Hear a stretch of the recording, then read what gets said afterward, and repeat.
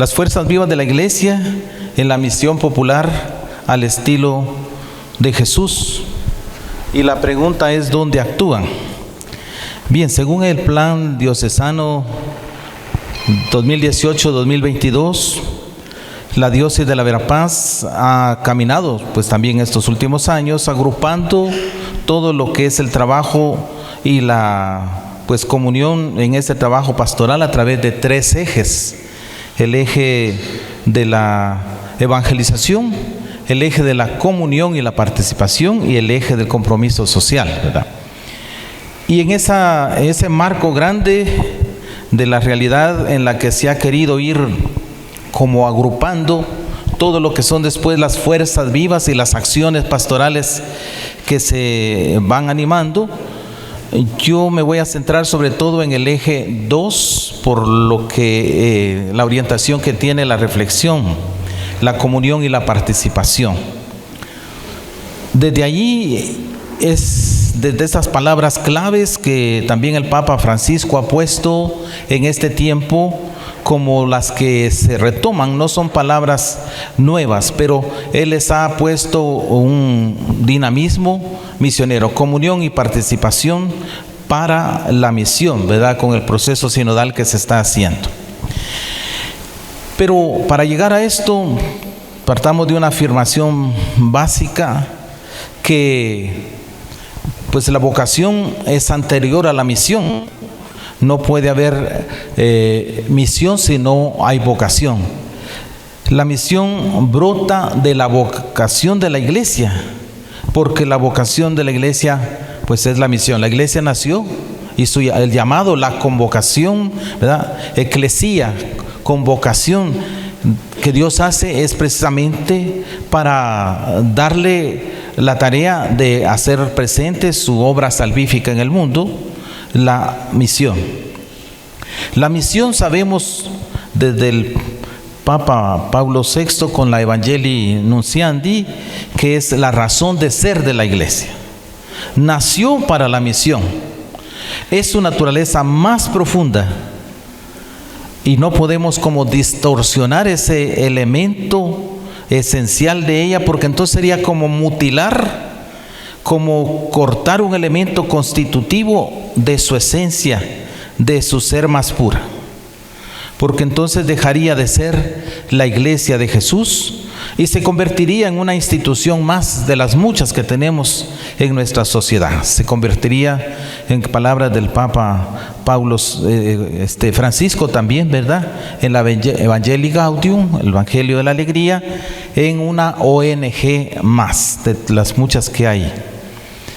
Bien, por eso ahora, como el impulso más grande está en lo que el Papa está impulsando, valga la redundancia, y animando a nivel de la Iglesia Universal. La misión debe ser hecha hoy desde esa mirada y de ese actuar sinodal. Misión en sinodalidad. No podemos desde este punto de vista y desde como eje que está animando el caminar de la Iglesia en estos momentos, entonces ir cada uno por nuestro lado, ¿verdad? Mi pastoral, mi comisión, mi eje, sino que todo debe converger en ir construyendo la comunión, en el buscar caminar juntos, empujando todos hacia adelante y en la misma dirección. Porque si nos ponemos cada uno, unos a empujar para adelante, otros como que estuviera un carro atollado, de los que se quedan muchas veces aquí en las comunidades, ¿verdad?, de las parroquias de la diócesis, que si solamente uno empujara para adelante y otros están empujando para atrás y otros lo quieren sacar para el lado derecho, otros para el lado izquierdo, no se va a sacar ese vehículo de allí, se va a quedar atollado siempre. Entonces tenemos que unir fuerzas, voluntades, motivaciones para empujar todos en la misma dirección. Esa sería una forma sencilla de poder comprender lo que es caminar en sinodalidad, la misión en sinodalidad. Por la gracia del sacramento del bautismo somos llamados a ser iglesia. De ahí parte todo: a ser pueblo de Dios, a ser pueblo sacerdotal, a ser pueblo profético y real. La consagración bautismal es la más grande y sagrada de todas las más que unciones, consagración, ¿verdad? Y desde allí donde parte lo que es el camino de nuestra misión. Yo, cada vez que uno va avanzando en los años y la experiencia ya del trabajo en la pastoral, ¿verdad? Ahora que celebro los bautismos y que estamos en este ambiente de la misión, yo les explico, les comparto a los padres de familia y a los padrinos. En este momento empieza la misión del cristiano. No es cuando después aparezca la propuesta, el proyecto de las santas misiones populares. Ya, desde el momento en el que fuimos bautizados, nos unimos a Cristo, nos insertamos a Él. Somos parte de su cuerpo místico que es la iglesia, y por tanto, si formamos parte de su cuerpo, también formamos parte del movimiento, el actuar de ese cuerpo que es la iglesia y que es en sí ya ese movimiento de la misión, ¿verdad? Entonces, el bautismo marca el punto de arranque, diríamos. Y conforme el niño va creciendo, llega a la adolescencia, llega después de la primera comunión al sacramento de la confirmación, es entonces cuando toma conciencia de su propio rol y lugar dentro de la iglesia, que eso es lo que se busca. No lo logramos del todo, ¿verdad? Porque ustedes saben que algunos dicen que el sacramento de la confirmación se ha convertido en el sacramento de la despedida más que de la acogida a la iglesia, y que algunos dicen hay que cantarles después de la confirmación: te vas, ángel mío, porque ya no los vamos a volver a ver a estos muchachos, ¿verdad? En la iglesia, la dedicatoria al salir de la puerta de la iglesia, porque es difícil. Yo intenté este año pasado y tratamos de que la pastoral juvenil pescara a estos muchachos desde antes y formara pequeñas comunidades juveniles con ellos. Teníamos como unos 200 confirmándose en la parroquia, y entonces se hizo todo lo posible.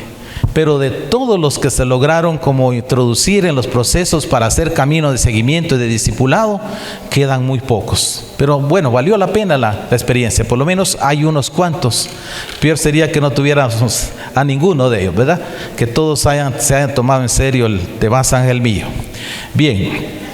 Entonces ese proceso se va dando de manera gradual hasta que llevamos a tener la experiencia de un encuentro más personal con Jesús, y nos vamos identificando con la iglesia como su cuerpo del que somos miembros y el que estamos llamados también nosotros a construir, a activar, como cada uno es una. Con San Pablo las imágenes que usa de iglesia, ¿verdad? Como cuerpo espiritual que está formado de piedras vivas. Pues esas piedras vivas que somos todos los bautizados, somos los que tenemos que ir dándole como la forma a esa edificación y haciéndola que vaya alcanzando como la máxima expresión o manifestación de lo que está llamada a ser como iglesia de Jesús. Bien, luego pues partiendo del bautismo, cada uno somos llamados también a descubrir la vocación específica que tenemos dentro de ese cuerpo de Cristo que es la iglesia, para cada uno después asumir la propia misión desde lo que llamamos una vocación específica. La mayoría de los que están aquí son casados, ¿verdad? Son matrimonios. Habemos un buen grupo que somos también sacerdotes, otro buen número de religiosas y religiosos, ¿verdad? Son las vocaciones llamadas así específicas, ¿verdad? O particulares, y desde esa vocación concreta, particular, a la que Dios me ha llamado y me sigue llamando, pues es de donde debo empezar a operar ese actuar misionero. Y después cada uno tenemos también espacios desde los que vamos caminando y animando esa misión de Jesús, las fuerzas vivas que tenemos y con las que contamos en la iglesia. Están pues aquí en la diócesis, decíamos, esas fuerzas vivas están como agrupadas en esos tres ejes. Ese es como el ideal, ¿verdad?, del trabajo pastoral que se ha ido haciendo aquí con los años a través de procesos de reflexión, de discernimiento, de actualización de los planes pastorales para implementar las acciones que sean las más adecuadas a las necesidades, a la realidad que vive esta diócesis de la Verapaz. Bien, y esta misión, para que se vaya dando y que vaya fructificando, debe ser hecha en comunión con los otros. Por eso se habla y con el padre Luis Mosconi aprendimos muchas expresiones. La comunión misionera, comunión en la misión. Esto lo fuimos viviendo en todo ese proceso que se dio cuando se inició las etapas, ¿verdad? Del pues conocer, del discernir y del comprometernos con lo que fue después el proceso en sus 3 etapas, y el tercero que todavía sigue abierto y es el que está como ahí palpitando entre las cenizas, ¿verdad? La misión continúa y continúa siempre. Caminar entonces empujando en la misma dirección, porque la sinodalidad es una nueva manera de hacer misión, una nueva manera de concebir y de hacer vida la misión, porque la sinodalidad hace referencia a caminar juntos, no decíamos cada uno por su lado, buscando favorecer mis propios intereses, mis propias motivaciones, mi propia manera de concebir el hacer de la pastoral en la iglesia, sino todos enfocados. Por eso en el plan pastoral hay un objetivo general que se plantea, ¿verdad? Y ese es como el marco de referencia de todo lo que se va a animar e impulsar después en los ejes, en las prioridades, en los objetivos específicos y en la línea de acción de cómo está diseñado este plan pastoral.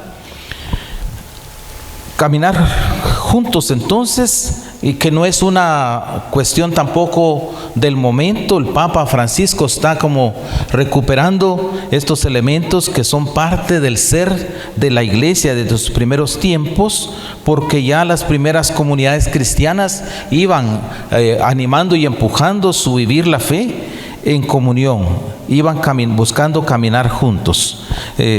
Encontramos en los Hechos de los Apóstoles la comunidad ideal de aquel primer momento, que en todo había sintonía, había un compartir, pero era una comunidad humana, y en un momento también se fracturó, hubo tensiones y dificultades, pero lo que no se perdió fue la fe y la conciencia de transmitir y comunicar esa fe, porque ya después cada uno fue a anunciar lo que había visto y oído, y lo hizo parte de una experiencia multiplicadora con las pequeñas comunidades que fueron naciendo después en aquel inicio de la iglesia.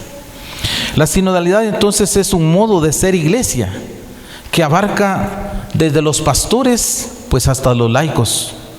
Es ser sensibles e incluyentes, sentir esa pues también como motivación interior, sensibles a esta necesidad de la misión de la iglesia en el hoy y aquí, y también influir desde lo que somos, desde lo que hacemos. Ahí el movimiento de Cursillos usa la expresión del metro cuadrado, ¿verdad?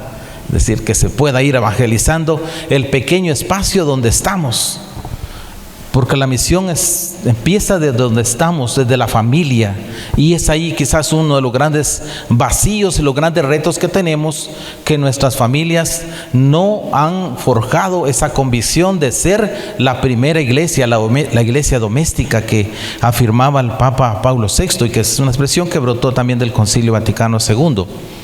El ser la primera iglesia, y por tanto de donde parte la misión hacia afuera, para ir constituyendo después comunidad, y comunidad en misión. La sinodalidad entonces tiene este alcance: estamos todos involucrados, y es ser sensibles e influir en las realidades a la luz del Evangelio y ser corresponsables. Esto es un elemento que, como una debilidad que tenemos en la iglesia todavía, que tenemos que trabajar. La corresponsabilidad, sentirnos que todos somos responsables de esa misión y de ese proyecto que Jesús ha puesto y pone en nuestras manos. No es que eso es tarea de aquellos, ¿verdad? Ellos lo han hecho siempre. ¿Para qué me voy a meter yo, verdad? Ahí están los de la foto, como decimos tradicionalmente. Son los de la foto los que tienen que hacer ese trabajo. Yo no tengo espacio ahí, no tengo dónde actuar. Y por eso nos atenemos a que unos pocos sean los que animen, empujen, y algunas comunidades se vuelve un equipito muy cerrado, donde van pasando los años, ¿verdad? Y no ingresa nadie. Yo estoy viviendo una experiencia nueva ya en la prelatura de Esquipulas, ¿verdad?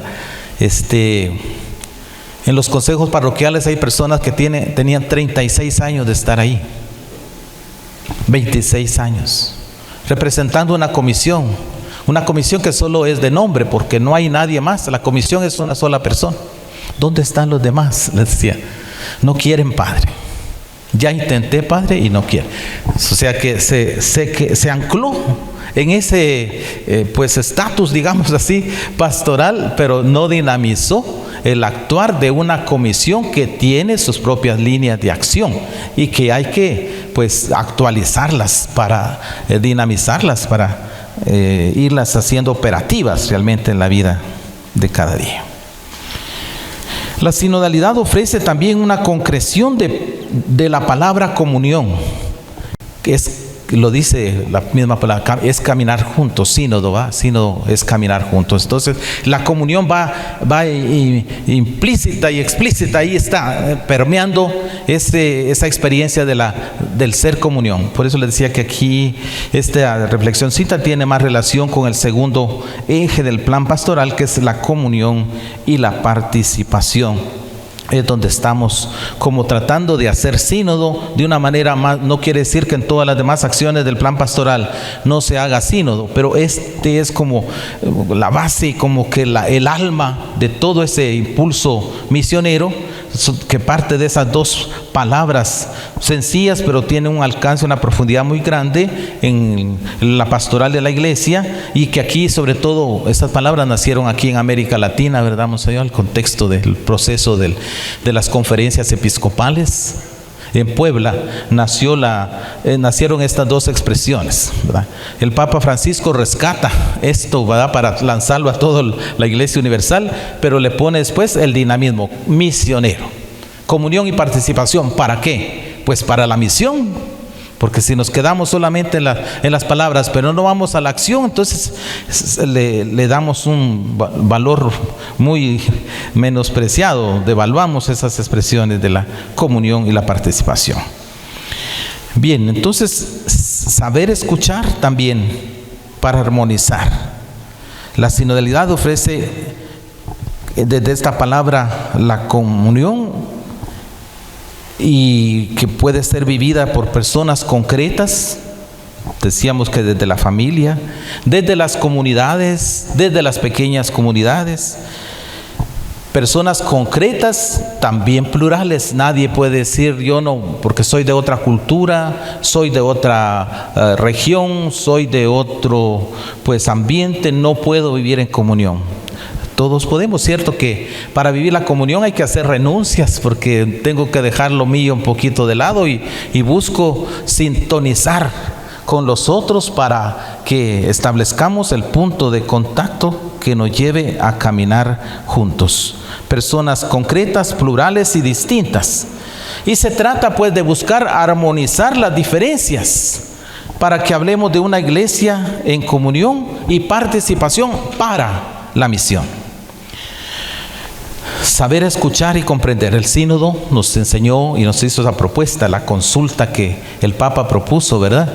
No sé cómo la vivieron aquí ustedes, pero yo tuve una experiencia muy hermosa porque planteamos la consulta desde abajo, con los niños, con los jóvenes, con los adultos, con los de dentro y con los de fuera. Fue interesante lo que los de fuera dijeron y vieron de los que estamos dentro, ¿verdad? Y cómo pues nos analizan y nos ven los que están afuera, a nosotros que estamos dentro y que supuestamente pues pasamos desapercibidos, que nada de lo que hacemos como que pues se observara, se viera, se analizara. No, fue una crítica constructiva que nos hicieron muchas personas de los que llamamos indiferentes o alejados, pero que no están alejados en cierto modo ni de Dios ni de la iglesia, sino que están como en la retaguardia, ¿verdad? atrás, viendo y observando, era la gente que en este tiempo de la pandemia reclamaba por qué las iglesias están cerradas y por qué las cantinas y los bares sí. Y era esa gente, porque después nos dimos cuenta, algunos, que no era la gente más fiel la que estaba haciendo esos reclamos, sino la gente que está como atrás observando. ¿Y por qué cierran las iglesias? Es que tienen miedo. ¿Por qué las cantinas están abiertas y ahí todo mundo, el que quiere llega? ¿Verdad? Entonces esta gente, pues ahora que se abrieron las iglesias, tampoco es que llegaron ahí y están ahora engrosando las filas y la participación. No, era solamente una protesta, de cierto modo, que estaban haciendo para reclamar que como que ellos, aunque no están dentro y vivamente participando, sí observan y sí están indirectamente en sintonía con nosotros, ¿verdad?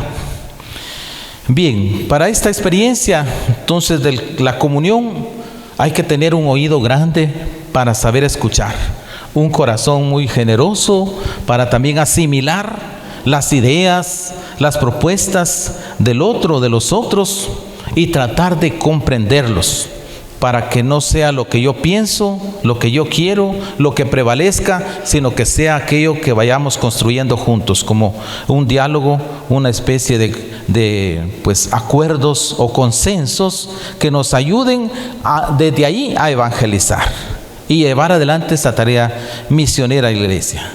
Evangelizando, por supuesto, más con el testimonio. Nuestra gente hoy nos demanda mucho eso, ¿verdad? Hay camaritas ocultas siempre que andan por ahí, siguiéndonos los pasos, dónde estamos, a dónde vamos, con quiénes frecuentamos, a qué círculo pertenecemos. Ahorita, por ejemplo, en el tiempo de la campaña, que bendito sea Dios, terminó, aunque el problema político no está resuelto, ¿verdad? Pero andaban, cada uno tenía sus opciones o sus preferencias en cuanto a propuestas. Pero muchos andaban observando, y fulano, esta fulana, que está en el consejo parroquial, que es del movimiento o del otro, catequista, delegado de la palabra, ¿con quién? ¿A quién se acerca? ¿A quién frecuenta? ¿Verdad? ¿En qué mítines está? Allá me tocó vivir una experiencia con un hermano que era delegado de la palabra y optó por el peor de los candidatos, ¿verdad? El peor de los candidatos. Un criminal, un sicario, un narcotraficante, un asalta tráileres. Ese era el candidato ideal para él. Y lo peor, que subía a la tarima y hablaba como que era de hermanos, hay que votar por el hermano fulano. Él es el candidato ideal, ¿verdad? Y pues lo hacía, y los otros hermanos de iglesia, pues en algunos que llegaban a escuchar los mítines, se escandalizaban, ¿verdad? Y tomaban video. Mire, padre, ¿dónde está fulano y tal? Subido en la tarima, acompañando y apoyando a tal candidato, repartiendo bolsas también, ¿verdad? De víveres extraídos del MAGA, del Ministerio de Agricultura. Porque iba a ser el candidato de la pobrería, decía, ¿verdad? De la pobrería. Muy bien. Pero se quedó pobre, y el pobre pues sufrió después un gran rechazo, porque su candidato quedó en el 4º lugar para alcalde de Esquipulas. Y ahora, tristemente, la gente le puso hasta un apodo: el pastor quemado, le llaman. El pastor quemado, ¿verdad? Por la experiencia vivida, porque no llegó ni cerca. Y él soñaba con que su candidato, con ese perfil y con esa hoja de vida, pudiera ser el que gobernara el municipio. En comunión y participación, damos un pasito más. Se trata de involucrar a todo el pueblo de Dios en la misión de la iglesia. Aquí, pues ya tenemos esta experiencia de los que estamos aquí: laicos, consagrados y consagradas, ministros ordenados, las fuerzas vivas que no pueden quedarse, no pueden ser grupos cerrados, que buscan solamente mantener como un estatus hacia dentro de la iglesia y que se acogen al paraguas de la iglesia solo cuando necesitan de algo de ella, sino que la iglesia, que necesita de todos nosotros, pues también esas fuerzas vivas deben estar en sintonía, en comunión con lo que se va haciendo, ¿verdad? Los movimientos, las comisiones pastorales, aquí pues en la diócesis de la Verapaz, las cofradías incluso, ¿verdad? Que son también grupos que tienen una influencia muy grande en la vida de las comunidades y parroquias. Yo tuve la experiencia de vivir en Tactic con 14 cofradías, ¿verdad? Y pues poquito a poco fuimos con lo de la misión, desviando un poco que solo fuera el llevar al santo a la misa, a oír misa, porque así es la expresión, ¿verdad? Vamos a llevar al santo a oír misa. Y ustedes no escuchan misa, les decía yo. Ustedes son los que necesitan el santo, ya no necesita de misa, él está donde tiene que estar, ¿verdad? Pero cómo también ir abriendo esos mundos, ¿verdad? Sabemos que hay siglos de tradición y raíces profundas ahí de procesos que se dieron en la iglesia en un momento y que se han mantenido. De alguna manera es admirable que se hayan mantenido estas tradiciones y que estén vivas todavía. Y que haya gente de nuestro tiempo que quiera incorporarse y trabajar ahí. Y que vienen los chiquitos, porque viene la generación. Ya ven ustedes cuando presentan las danzas ahí del venado, de la conquista, ahí andan los niños ya, o con el famoso convite que se ha introducido aquí en la Verapaz, que no es de estas tierras, ¿va? Pero que trae una modificación en las tradiciones culturales.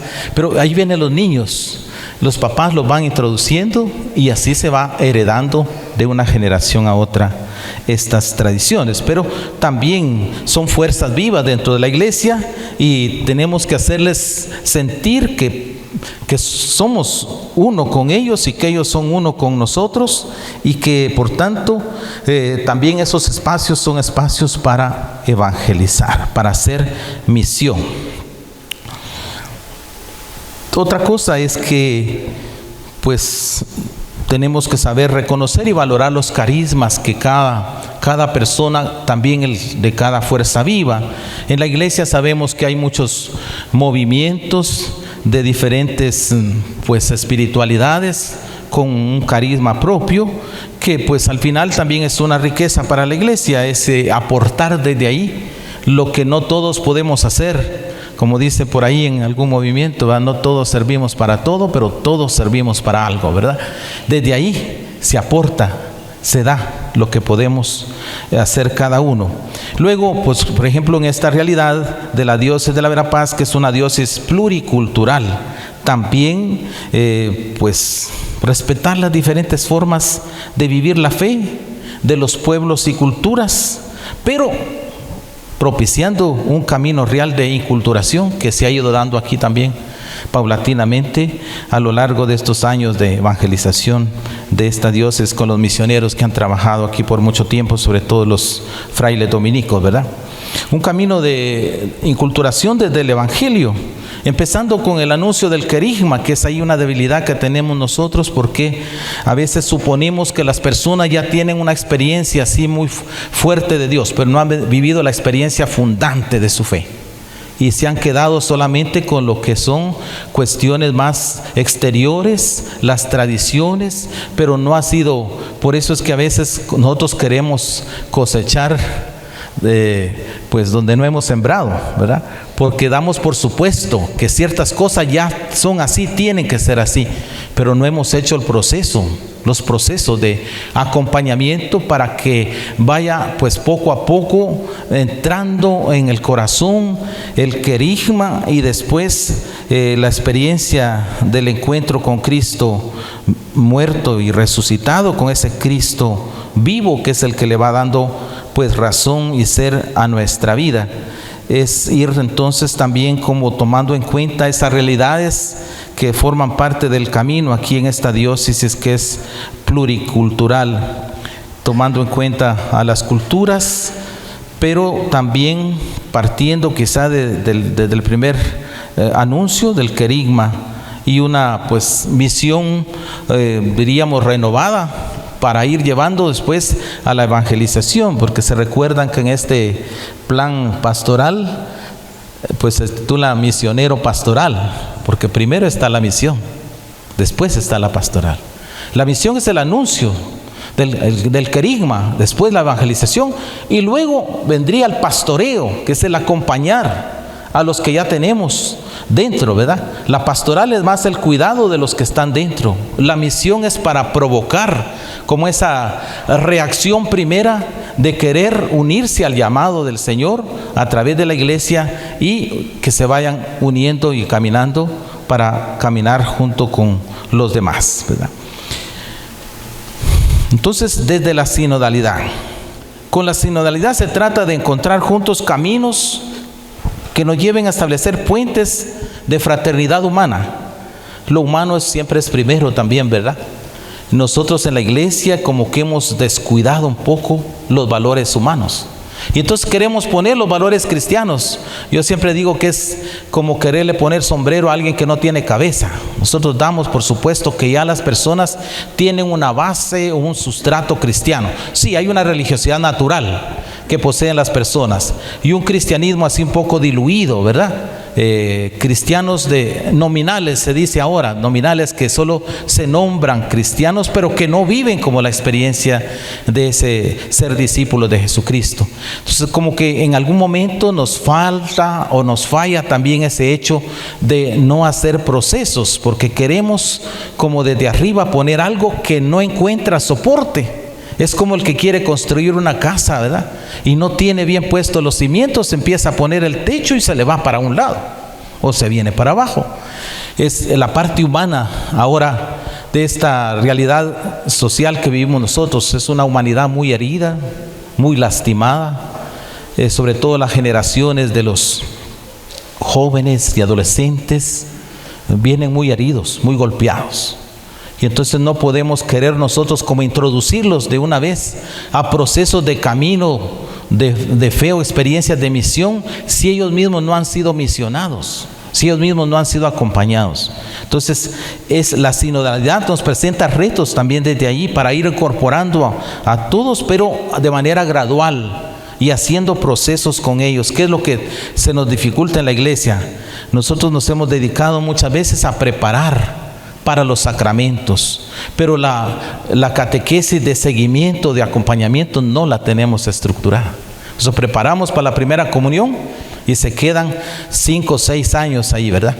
Aparecen unos pocos para la catequesis de confirmación. Hacen la confirmación y ahí es donde decíamos que hay que cantar el Te vas ángel mío, ¿verdad? Porque ahí se desaparece. Después va a aparecer uno que otro ahí que viene con el brazo de una colocha, de un colocho para la iglesia a pedir el matrimonio, ¿verdad? Son contados. Y otros van a venir con los pies para adentro cuando los traigan ya, porque entonces ahí si quieren que pasen a la iglesia y entren, ¿verdad? Y que haya misa de cuerpo presente. Entonces son los momentos como interrumpidos de los procesos de la vida cristiana y de la sinodalidad. Y ante los muchos problemas que el mundo está enfrentando, pues la iglesia hoy, desde sus diferentes instancias, debe ser más citas, se nos demanda más apertura, y el Papa Francisco está insistiendo en esto: más apertura, más empatía, es decir, entrar en esos mundos y no solo verlos de fuera y poner el dedo y condenar, sino meternos para inculturizar. Con una gran capacidad de escucha, se necesita mucha capacidad de escucha. Fíjense que hoy es lo que mucha gente busca, es que haya quien le escuche. La experiencia de nosotros los sacerdotes es que mucha gente nos pide que quiere que le escuchamos. Y las confesiones a veces no son confesiones, son direcciones espirituales, porque muchas personas no logran distinguir totalmente hasta dónde llega la confesión y dónde empieza la dirección espiritual. Pero muchas personas lo que quieren es eso, y por eso se tardan hasta 15 minutos y hay que decirle, hay una cola de hermanos que están ahí esperando, ¿verdad? Y también es caridad. Es faltar a la caridad si usted se toma todo el tiempo y acapara al Padre que tiene otros compromisos. En fin, mucha gente demanda hoy escucha, porque aun cuando vivimos tan intercomunicados, ¿verdad?, por la tecnología, las redes sociales, pero mucha gente vive más sola que nunca hoy, en su propia casa, en sus propios espacios, donde tendría que haber siempre esa relación humana normal, se ha cortado, se ha reducido.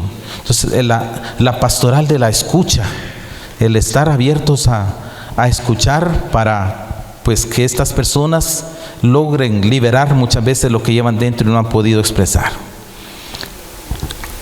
De escucha, pero también de apertura, ¿va? No vamos a querer transformar a una persona de la primera vez que le hemos escuchado. Entonces, hay que dar una luz, una orientación, pero no quererla hacer ya a nuestra manera, porque pues vivimos en un mundo bastante ambiguo y confuso, y hay que hacer la distinción de las ideas claras y distintas que hacían los filósofos de aquel tiempo, ¿verdad? Favoreciendo la cultura del encuentro, el encuentro. Si vivimos cerca, sí, pero decíamos ya, esa cercanía es artificial, no es humana, no es natural. Estamos más distanciados quizás que nunca. Pues desde ese caminar como iglesia, sin perder la propia identidad y también la catolicidad. No es que nos vayamos a diluir, porque también nos podemos ir por estas corrientes modernistas que existen hoy, la famosa New Age, la nueva era, que también confunde ideas cristianas con ideas de cuestiones de panteísmo, una relación así no clara y un poquito distorsionada de vivir la fe, la relación con Dios. Bien, luego, por último, me pedía que en esta reflexión compartiéramos alguna idea sobre la pastoral misionera.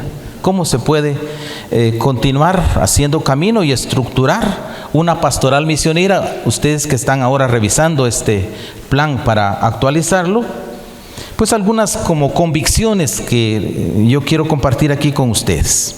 Primero, el Dios de la vida sabemos que es misión. El primer y eterno misionero es Dios. Y pues Dios en grado máximo. No hay nadie que esté por encima de Él en ese campo y en ese actuar de Dios en favor de nosotros, sus hijos, en favor de toda la humanidad. Pues, ¿por qué razón? Pues Dios es el amor en su plenitud. Y como el padre Luis Mosconi nos enseñó en uno de sus libros, la misión es cuestión de amor, ¿verdad? ¿Y por qué Dios misiona y no se cansa de insinuarnos y movernos al bien? Porque nos ama. Entonces, solo quien ama puede asumir también la misión como una acción permanente. Dios no se cansa de esperar, porque nos ama y nos va con un silencio grande, pero muy activo al mismo tiempo, trabajando de dentro y nos va poniendo como puntos de referencia en el camino para que podamos descubrir desde dónde ir y hacia dónde ir en el camino de la vida de cada día. Por eso también no podemos nosotros fingir procesos de pastoral. Tenemos un folleto, tenemos un plan y aquí está todo. Sí, como dice el dicho, el papel puede con todo, ¿verdad? Pero ¿de qué manera vamos a operativizar, a hacer vida lo que aquí mismo, rompiéndonos la cabeza un poco, ¿verdad? Los grupos, en los aportes, que sí, que no, que esto no va. ¿Cómo vamos a trasladar después en el campo de acción, ya en nuestras parroquias, en nuestras comunidades, lo que aquí venimos a reflexionar, a profundizar, a discernir y a decidir? Porque aquí, por la experiencia que yo viví aquí, se toman decisiones por consenso, ¿verdad? Ya cuando se aprueban las líneas de acción, son consensuadas. Bien, para poder encaminar el plan pastoral misionero al estilo de Jesús, por eso no podemos partir de cosas así en el aire o ideas mediocres que no respondan a convicciones fundadas en las enseñanzas y en el mismo estilo de vida de Jesús. Es que desde ahí tenemos que partir, de las enseñanzas y del estilo de vida de Jesús de Nazaret, adoptando, haciendo nuestras sus actitudes. Y ahí aparece entonces ya el discipulado, ¿verdad? Y un discipulado permanente. ¿Cómo fue Él en su forma de ser? ¿Cuáles actitudes? Hay una gran letanía que podríamos hacer de actitudes, pero solamente me quedo aquí con algunas. Jesús fue misericordioso, fue compasivo, cercano a su pueblo. Jesús se identificó con ese pueblo, aunque el pueblo después lo abandonó, ¿verdad? Pero Él fue cercano. Fue servidor de los más necesitados y especialmente de los pobres y excluidos. He venido a rescatar las ovejas perdidas de la casa de Israel. La primera respuesta y la primera línea de acción que sigue Jesús en su misión es ir tras las ovejas descarriadas de la casa de Israel. ¿Quiénes eran esos? ¿Los que estaban perdidos? No, los que estaban excluidos, los niños, las mujeres, los enfermos, los pecadores. Todos esos eran parte de las ovejas perdidas, porque ya los líderes religiosos los habían mandado fuera. prácticamente estaban excomulgados por su misma condición, algunos social, por su estado de vida, o porque pues no llenaban los requisitos para participar de la comunidad religiosa del pueblo judío. Bien, luego pues la pastoral misionera tiene su origen y su meta en el Dios de la vida. Por eso afirmamos con San Agustín, ¿verdad?, que de Dios venimos y hacia Dios vamos. Somos fruto de la misión amorosa de Dios, y vamos a ser fruto, cuando culmine este camino, de esa misión amorosa de Dios que quiere verla colmada en nuestra propia vida. Jesús de Nazaret es la revelación plena de la misión del Padre, y seguir por eso a Jesús como sus discípulos y discípulas es abrazar la misión que Él realizó y vivió. Es abrazarla, porque no podemos ser, ya el Papa Francisco nos ha hablado bastante de esto, no podemos ser cristianos eventuales, cristianos de tiempos y momentos, ¿verdad?, cristianos de eventos, sino con Aparecida, nuestros obispos nos dijeron: para América Latina queremos discípulos misioneros permanentes, no cristianos ocasionales, sino permanentes. Y esa es la exigencia que tenemos nosotros hoy, quizá no solamente por la iluminación de nuestros pastores, sino por la misma realidad que nos pide ser cristianos a tiempo completo, donde estemos y en lo que hagamos, ¿verdad? Bien. Luego, pues hay alguien que anima, impulsa esta misión, es el Espíritu Santo. Es la fuerza y la luz que inspira y ayuda a vivir esta misión de Jesús y a impulsar una pastoral misionera. Decíamos ya que la iglesia es misión, pero la iglesia no inventa la misión. La iglesia no la inventó, es más bien heredera de la misión de Jesús. Y por eso su vocación es concretizar la misión de Jesús en el mundo, en el hoy y aquí de la historia que le toca vivir en cada momento. Todo en la iglesia debería ser visto a la luz de la misión de Jesús. ¿Qué hizo Jesús? ¿Cómo lo hizo? ¿Qué respuesta dio a estas circunstancias? Pero Jesús vivió hace mucho tiempo, casi ya 20 siglos. Y no, pues la palabra de Dios es viva y eficaz y es siempre actual. Tiene una respuesta, una luz para cada momento y para cada circunstancia de nuestra vida, ¿verdad? Entonces la misión nuestra es concretizar esa misión de Jesús hoy a través de las acciones que realizamos, a través de los planes de pastoral diocesanos y los planes parroquiales, los planes que también desarrolla cada movimiento, cada congregación religiosa. Es actualizar, hacer vida la misión de Jesús hoy. Todo en la iglesia entonces debería estar orientado desde allí, porque la misión no es tampoco una tarea opcional, sino parte integrante de la identidad cristiana, hermanos. La misión es que si quiero sí, si no, no. Decíamos que en el inicio parte desde el bautismo. Es inherente a la misma vocación cristiana y forma parte integrante de la identidad de nosotros como cristianos. Y esto no lo digo yo, lo dice el documento de Aparecida en el número 144. Bien, por eso la pastoral misionera que deberíamos buscar impulsar debería ser al estilo de la pastoral de Jesús. En la iglesia no debería haber espacio para la burocracia, porque burocratizamos mucho. El Papa Francisco da duro también y nos da duro a nosotros los sacerdotes, ¿verdad?, a los obispos, que no tenemos que ser aduanas donde se ponen trancas y limitaciones. Hay muchas prohibiciones, sino que tenemos que ser casa de puertas y corazones abiertos, dice, ¿verdad? Para que más que vengan y encuentren siempre no y requisitos y cuestiones legales en abundancia, y no encuentren la caridad pastoral, que es la que los que vienen deberían de encontrar en nosotros, que somos guías, pastores, que les guiamos, que les acompañamos, que sobre todo les escuchamos, ¿verdad? Por eso decíamos que no debe haber espacio para la burocracia, para fingir procesos de pastoral superficiales o mediocres que no respondan a las convicciones de Jesús, fundadas en sus enseñanzas y en su estilo de vida. Él fue misericordioso, decíamos, fue compasivo. El Evangelio de San Juan dice que pasó por este mundo haciendo el bien. Y eso es lo que nosotros, sus discípulos y discípulas, estamos llamados a hacer. La misión, por ende, y la pastoral misionera no es una cuestión de técnica pastoral.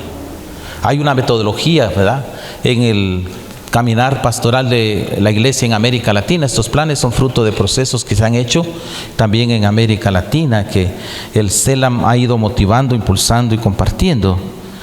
Pero está bien. No puede ser solamente un plan pastoral fruto de la técnica y de la tecnología. Pueden y deben ser como herramientas o instrumentos que nos ayuden a hacer cosas más claras y bien definidas. Pero la misión es cuestión de mística y de espiritualidad. Tiene que llevar una mística, la mística de Jesús, la espiritualidad de Jesús, partiendo por eso desde el Evangelio y allí encontrando la iluminación a cada acción que vamos realizando. No es cuestión de misticismos ni de espiritualismos, porque también hay tendencias en la iglesia a mistificar todo el misterio y ahí ve que más allá del sol y que no se conoce, y Jesús no nos necesita ya más allá del sol, aquí en la tierra, con los pies bien puestos acá, ¿verdad? En los misticismos ahí que en las nubes que se apareció tal cosa, no, aparézcase delante de sus hermanos y hábleles de Jesús y trate de mostrarles el rostro de Cristo vivo, ¿verdad? Esos espiritualismos a veces desencarnados, que están alejados, por supuesto, de la práctica de vida de Jesús. Por eso, la siguiente idea y la última es una pastoral misionera encarnada la realidad. La pastoral misionera tiene que ver con los grandes problemas de injusticia social y los muchos males que vive nuestro mundo y que se convierten en los grandes desafíos a los que debemos dar respuesta, desde el anuncio del Evangelio y desde la práctica de vida de Jesús de Nazaret, que fue profeta, maestro y pastor. Desde ahí. Es que no, nosotros como iglesia no tenemos que ir ahí, esos son problemas de otra gente, que lo resuelvan ellos. Nosotros nos reunimos en el oratorio, en la parroquia, nuestras reuniones, y ahí termina todo, ¿verdad? No, ¿y dónde está esa iglesia en salida? Y en salida misionera, que va al encuentro de los alejados y los excluidos. Y quizá, ¿verdad?, por eso el mundo que vivimos aquí en Guatemala, el mundo de la política, esas realidades sociales han crecido sin Dios, han avanzado sin que estén presentes ahí los valores del Evangelio, y por eso nos han desbordado incluso, y nos tienen, más que nosotros tenerlos cerca de nosotros, ellos nos han copado, ¿verdad? Como tiene la realidad social de Guatemala, tienen copados todos los poderes y las instituciones del Estado. Por eso el momento que se está viviendo es bastante difícil, porque ese monstruo que tiene todo ahí bajo su control siente que alguien le está moviendo las patitas, que son de barro, y que se puede en un momento venir para abajo. Pero han crecido, y muchos de ellos, ¿verdad?, nuestros políticos se confiesan cristianos y católicos. Eso es lo peor. Muchos o algunos fueron formados en colegios católicos también, ¿verdad?, de una cierta élite en las ciudades de Guatemala, la capital y todos esos lugares.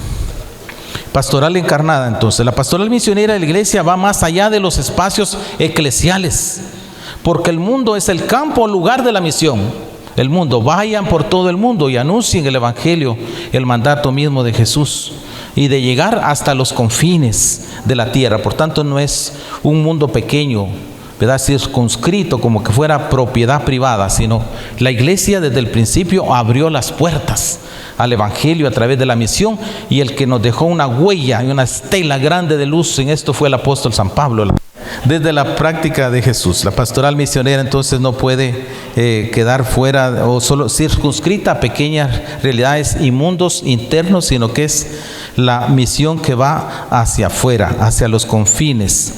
Somos llamados por el Papa Francisco a vivir, conformar una iglesia en salida misionera que vaya, dice él, a las periferias geográficas y existenciales también.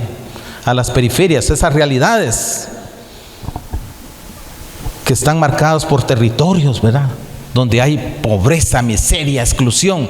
Aquí en Guatemala nos abundan esas áreas, en nuestros mismos pueblos y parroquias, en las aldeas y caseríos. Ahí están las periferias geográficas, donde se nos demanda presencia y acompañamiento también a nosotros. Y las periferias existenciales son esas realidades difíciles que viven nuestros hermanos, ¿verdad?, guatemaltecos, donde pues no hay respuesta para nada, no hay solución a ningún problema, empezando por la educación. No hay oportunidad de una educación pues diferenciada y adecuada a cada nivel. No hay servicios de salud que ayuden a que la vida se respete y se vaya acrecentando y acompañando desde el vientre materno. Por eso tenemos una desnutrición crónica elevada aquí en Guatemala, que empieza desde el mismo vientre materno. Por eso esta misión nos desafía. La misión se realiza dentro de la historia humana. Es una misión para ir haciendo de la historia humana, ese es el reto que tenemos, transformar la historia humana en historia de la salvación.